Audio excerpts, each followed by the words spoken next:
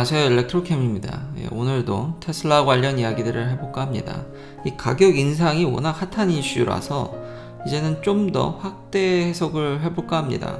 경제적이면 현재 자동차 시장이 어떤지, 그리고 많은 분들이 사이버 트럭 가격이라든지 도대체 가격이 언제 떨어질 것 같냐, 제가 그것에 대해서 좀 얘기를 했지만 좀 매크로하게, 그리고 이미 선례들이 찾아보면 좀 있기 때문에 이렇게 경제적인 것까지 한번 이야기를 해볼까 하고요. 그리고 삼성 얘기도 조금 덧붙여볼까 합니다. 왜냐하면 자동차 위기에 반도체 위기도 여전히 딸려오고 있습니다.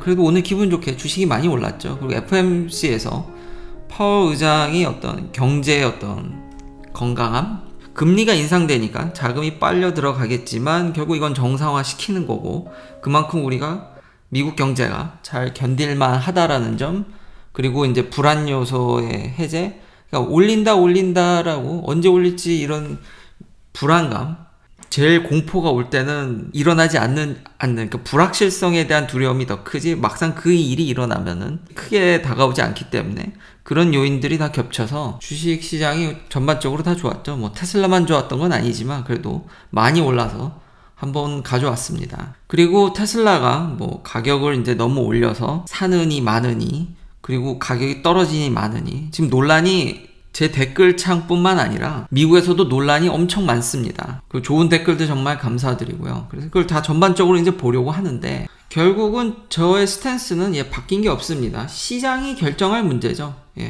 그게 오늘의 핵심입니다. 이거 하나만 진짜 기억해 주시면, 시장이 결정하는 거지, 이렇게 많은 논의가 있다라는 건 일론 머스크가 진짜 신의 한 수인 거죠. 차량 가격을 그러니까 올려도 된다라는 거죠. 그러니까 왜 리비아는 안 됐고 테슬라는 되냐? 이게 논란이 있다라는 거는 CEO 입장에서는 그거를 실행할 만한 위치가, 할 만한 충분한 그만한 가치가 있다라고 생각이 됩니다. 근데 지금 테슬라가 일단 딜리버리만 보면은 약간 조금 이제 이상한 것들이 보여지는데요. 제가 워낙 모델 X에만 관심이 있다 보니까 모델 X는 내년입니다. 근데 모델 3나 모델 Y는 이게 딜리버리가 퍼포먼스라든지 롱레인지조차도 지금 주문하면 뭐 두세 달 안에 받는 걸로 나오긴 하는데, 제가 어제 그게 좀 이렇게 혼선이 있게, 제가 물론 모델 X에 더 관심이 있어서 그랬지만 혼선이 있게 이렇게 조금 얘기하게 된 이유는 지금 커뮤니티 상하고 지금 여기 나오는 것하고 약간 좀 괴리가 있습니다. 이거 테슬라가 약간 이상한 일을 하는 게 아닌가. 네, 뭐 기업이니까 이윤을 최대로 하려는 거죠. 그러니까 지금 이 가격에 예약하면은 빨리 받지만 지금 기존 예약자들은 좀 밀린다는 얘기가, 근데 또 받으시는 분들도 있거든요. 이건 확실하진 않지만 약간 시장을 간 테슬라는 정말 그때그때 최적화해서 간을 본다고 봐야 될까요? 이윤을 최대화하기 위해서 현 시점에 딱 맞는, 그러니까 가격 정책이면 모든 것들이 다시 말하면 민심이 입안하면 다 끝난다는 얘기입니다. 근데 테슬라는 그거를 정확히 그 포인트를 찍어가는 게 아닌가 약간 의심스러운데, 이미 기사도 났죠. FSD 넣으면 그 딜리버리가 단축된다라는 점. 이번 가격 인상을 단행하면서 기존 예약자들도 주고는 있지만 뭐가 의심스러운, 이건 좀 더 근데 정확히 알게 되면 업데이트 하도록 하겠습니다. 근데 지금 커뮤니티랑 약간 분위기는 다르다는 점. 자, 그러면 도대체 이놈의 차는 테슬라뿐만 아니라 지금 다 전반적으로 자동차 시장들이 비쌉니다. 많이 올랐습니다. 언제 사야 되냐? 그리고 펀팩트로 재미로 보면은 이번에 지금 고유가도 있죠. 얘기할 게 너무 많습니다. 여전히 반도체 이슈는 끊이질 않고 고유가까지 겹쳐서 원래 지금쯤이면 전문가들이 자동차 시장이 좀 이렇게 가라앉을 것 같았는데, 전쟁이 나게 되면서 더 이게 지금 중고차 가격도 여전히 다시 미쳐가고 있고, 새차 가격도 올라가면서 보면은 전기차뿐만 아니라 지금 테슬라를 필두로 뭐 미친 듯이 올린 건 이미 지겹도록 얘기했으니까요. 중고차 가격도 장난이 아닌데, 여기 보면 현대 소나타 하이브리드라든지 기아, 지금 새차 가격도 만만치 않게 올렸습니다. 기아나 뭐 캐딜락, 랜드로버 보면은 MSRP 대비해서 평균적으로 한 2,000불 이상, 캐딜락 같은 경우는 4,000불 정도 이제 새차 가격 이제 판 것들이 통계가 나온 거 보니까, 근데 요즘 기아나 현대도 꽤 미국에서 참 기분 좋은 얘기죠. 좀 분발해 줬으면 좋겠고요. 상당수가 근데 연비가 좋은, 여기 테슬라 모델 S도 있습니다. 근데 여기서 펀팩트로 제가 얘기한 게, 다 연비가 좋거나 하이브리드거나 전기차인데 메르세데스 벤츠 G클래스가 여기 있다라는 게 참 SUV가 대단하지만 야 이건 기름 먹는 하마인데 뭔가 유니크함과 그리고 SUV적인 면들 그런 면들이 시장에서 이런 통계가 나오는구나. 그래서 다 연비고 전기차고 뭐 이런데 G클래스가 있어서 가져오게 됐고요. 요즘 다 미쳤습니다. 그래서 다들 뭐 저만 그런 게 아니라 저도 근데 안 판다고 했죠. 근데 그런 거를 생각하는 사람들이 있습니다. 블룸버그에서도 중고차를 지금 내 차를 한번 팔아볼까? 이런 얘기도 하거든요. 다들 웬만큼 가격을 잘 받으니까요. 근데 다시 한번 얘기하지만 테슬라만큼은 아닙니다. 중고차 가격이나 새차 가격이 테슬라만큼은 아닙니다. 물론 많이 지금 화랑이긴 하죠.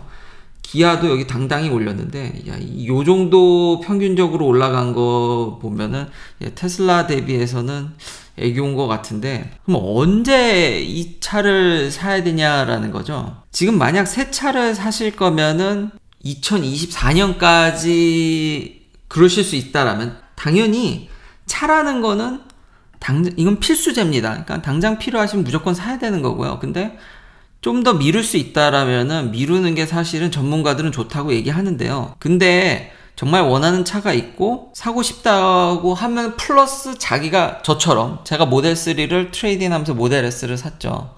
트레이딩 할 차가 있다라고 하면은 그렇게 나쁜 딜이 아니랍니다. 그러니까 딜을 할 때 딜러들이랑 좀 시간 텀을 여유롭게 하면은 결국은 급하게 결정을 하게 되면 항상 손해를 보는 거죠. 그러니까 기본 전략대로 늘 미국에서 차를 싸게 사는 전략대로 가되 시간을 좀 여유롭게 잡고 결국 중고차 가격이 올랐기 때문에 내 차를 비싸게 사줄 거기 때문에 새 차가 올랐다 할지라도 지금 차를 바꾸고 싶으면은 좀 더 여유로운 마음으로 길게 딜링을 해서 사는 것도 나쁘지 않다라고 이야기를 합니다. 지금 서플라이 체인 이슈라든지 아까 말한 전쟁 지금 여전히 반도체 이슈가 끝나질 않습니다. 블룸버그나 이런 것들 보면은 전쟁도 있지만 아직 중국이랑도 하고 있고 차량용 반도체에 이제 삼성도 좀 보는 것 같죠. TSMC도 투자를 하고 있고요. 그치만 평균 단가가 스마트폰에 들어가는 이런 고부와 같이 좀 센 반도체에 비해서 여전히 이 차량용 반도체는 후순위입니다. 그렇기 때문에 그러니까 차량 가격이 올라서 이게 더 가격이 올라야겠죠. 그게 맞긴 한데 이게 쉽사리 해결될 것 같지 않습니다. 진짜 길게 가서 2024년을 지금 다들 전문가들은 얘기를 하고 있기 때문에 여담으로 딜러들은 정말 행복하죠. 얼마 전까지만 해도 테슬라의 다이렉트 세일을 통해서 지금 딜러들이 뭐 가네마네 했는데 지금 이 분위기에서 지금 굉장히 고자세죠. 그러다 보니까 플러스 캐딜락 같은 경우 앞서 보여드린 지금 새차 가격을 엄청 올린 캐딜락 같은 경우는 다이렉트 세일이나 테슬라를 쫓아가기 위해서 딜러들을 어느 정도 청산시켰습니다.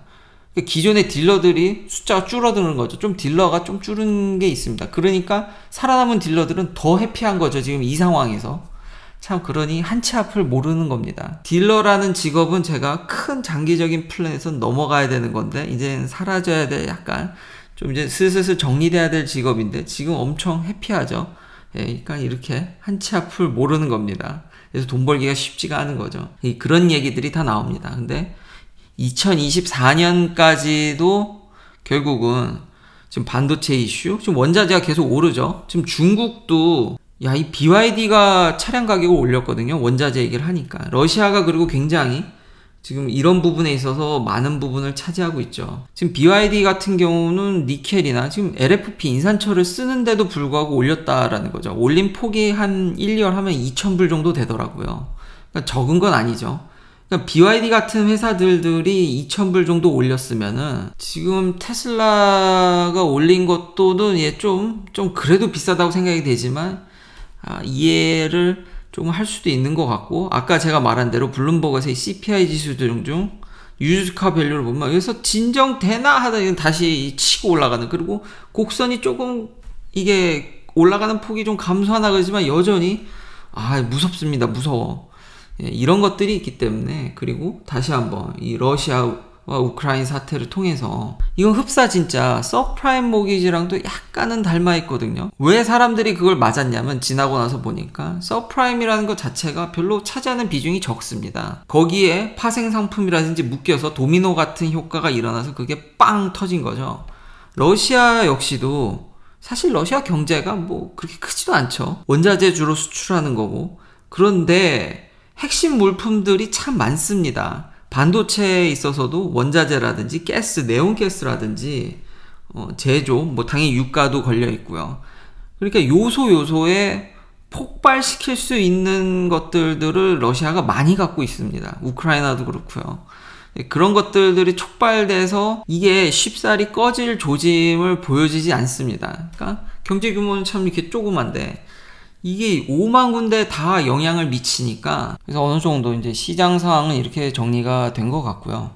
좀 더 디테일하게 봤고, 자동차 시장에 대해서도 그러면 제일 중요한 건 많은 분들이 테슬라 주식을 갖고 있기 때문에 지금 테슬라가 지금 가격을 엄청 올렸기 때문에 지금 뉴스들을 보면은 지금 컨슈머 스펜딩이 조금 이제 슬로우 다운 하는 모습도 보이거든요. 그러면 지금 댓글에서도 보듯이 그 사이버 트럭까지 이게 다 묶어서 다 얘기할 수 있을 것 같은데, 판매량이 이제 예약이 덜 가거나 이제 비싸서 아무리 시장이 그렇다고 그래도 우리 임금은 그렇게 오르진 않았으니까요. 이거 좀 영향이 있는 거 아니야? 라는 얘기들이 좀 있거든요. 다시 한번 시장이 결정하는 거고, 선례가 있다라고 그랬죠. 선례가 뭐냐면 막 사이버 트럭도 그거 가격 변할 수 있다 막 그런 얘기가 있기 때문에 뭐 오르는 게 당연하다 아니다 그러면은 이제 예약자들 이탈한다. 자, 리비안 사태를 보면요, 리비안이 왜 가격을 그렇게 올렸을까요? 뻔히 써있는 가격들 계약한 것도 있는데 그거를 가격을 올리면은 소송당하거나 뭐 그런 거 걱정 안 했겠습니까? 이거 뭐 위반하는 거 아니냐? 결국은 민심이 중요한 겁니다. 이 소송 과정이 지금 어떻게 돼 있냐면요, 리비안이 소송당했거든요. 근데 리비안이 누구한테 소송당했냐면 쉐어홀더한테 소송을 당했습니다. 이 투자자들이 너 그렇게 가격을 급격하게 올리면은, 지금 예약자들 막 한번 이탈을 했죠, 엄청나게. 그러면은 회사에 악영향이 갈 수도 있는 거니까 이 투자자들이 뿔나서 고소한 거지. 지금 정확한 이 관계를 알아야 되는 게, 가격이 올라서, 가격 올려서 소송 맞은 건 맞는데 그게 돌려 소송이 됐다라는 거죠. 투자자들이 지금 그러면 회사에 매출이 감소하는 거 아니냐 이런 걱정이 돼서 이런 소송이 걸렸다는 거죠. 돌려.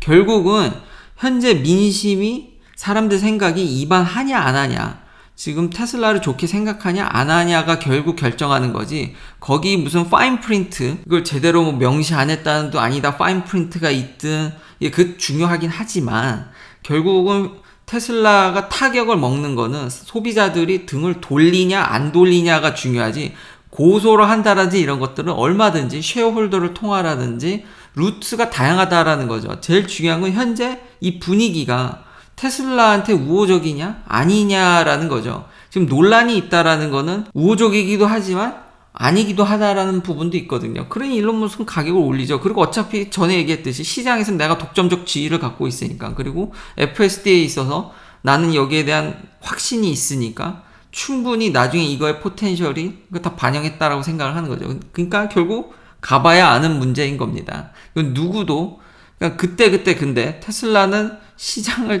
간을 진짜 잘 보는 것 같기 때문에 소비자 입장에서 저도 씁쓸한 마음이, 가격이 너무 올라서 씁쓸한 마음이 있지만 상황을 잘 파악하리라고 생각을 합니다. 그리고 이 고유가에 대해서도 이런 얘기들이 있거든요. 지금 전기차 테슬라가 너무 비싸다, 너무 비싸서 사실 아무리 전기차지만 큰 실익이 없다, 지금 가격이면은 그렇게 돈을 세이브 해주지 않는다라는 거죠.